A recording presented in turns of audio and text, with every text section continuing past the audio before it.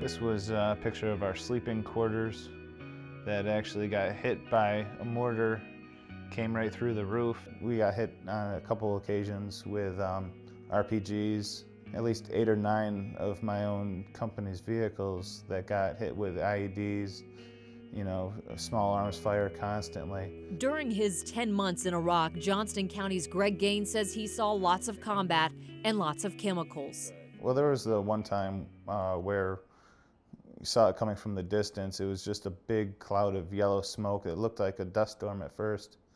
Then it just kept on getting closer and closer, and you could definitely tell that it was a concentrated yellow cloud. I was sick quite a few times when I was there. And when he came home, Greg says he had a bizarre bug bite that wouldn't go away.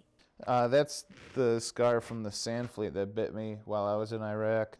I was receiving treatment from that for a couple months, and my lymph nodes on my left side were all swollen and came back that had Hodgkin's lymphoma. When they did further testing and found out that it was actually in late stage 4, which then the doctor told me that, yeah, if they didn't find it now, you know, probably would have been a couple weeks away from, you know, just calling it a day. I remember I was at work and I just started bawling. I actually had to leave work. Greg and his wife say the chemo took its toll. Well, in this picture, I was about 60 pounds lighter than I normally am. He immediately flashed back to Iraq. Some of the warehouses that we would go into contained large, approximately 8-foot by 3-foot wide wooden coffins that when we opened them up, you know, there was various things inside, everything from AK-47s with, you know, still in their wrapping, you know, to vials of white powder substance, undetermined what exactly that was. Well, there was 4 of us from my unit that went, including myself. And out of the 3 others, 2 of them that I know of came down with some type of systemic cancer. You think perhaps something you were exposed to may have caused your cancer? I think it's a good possibility. Does that stand out to you? 3 out of 4 men? It's clear that it can't be just a coincidence, and it is not just genetic factors. Dr. Mohammed Abu Danya, a cancer biology professor at Duke, studied Gulf War syndrome in the 90s and found that the stress of war weakens soldiers' immune systems. He says it could be happening again. In this case, it seems like it is most likely to be exposure to some kind of chemicals that in addition to stress, that the soldiers became very susceptible and developed the cancer. As far as the VA is concerned, you know, it's undeterminable. Greg filed for disability pay in April 2005. His claims have been denied twice because the VA says his cancer was diagnosed more than a year after his discharge from the Army. And they say there's no evidence his cancer was caused by his service. Do you have a history of cancer in your family? No. Did you have any signs or symptoms or diagnosis of cancer or pre-cancer cells or anything like that before you entered the military? Not at all. If you had had cancer, would you have been allowed to go to Iraq? Nope, it would have been found on the pre-deployment status.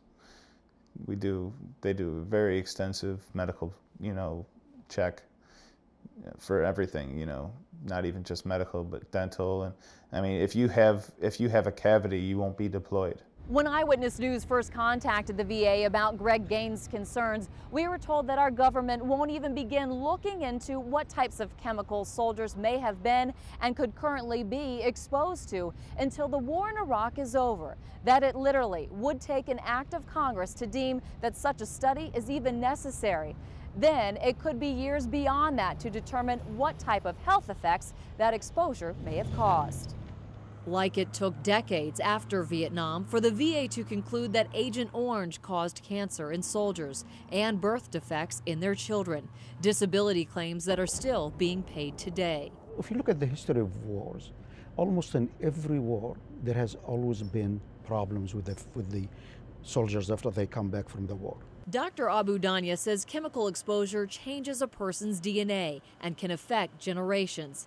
He feels the VA shouldn't wait to find out if a soldier's service made them sick. Sometimes it's difficult to determine, but if there is a doubt, let's just take care of our soldiers, because they went to die for us, and they were lucky to come back.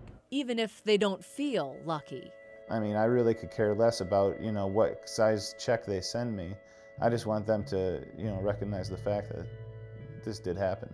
For them to push, turn their backs on someone who has gone through so much, who is so adamant about, protecting the country and taking care of the country, to not even get a, okay, fine, we admit that you did this, that this happened, that, these are the things that happened because you helped the country. It is definitely a slap in the face. A slap that sting could last longer than the soldiers themselves. Shay Christen, ABC 11 Eyewitness News.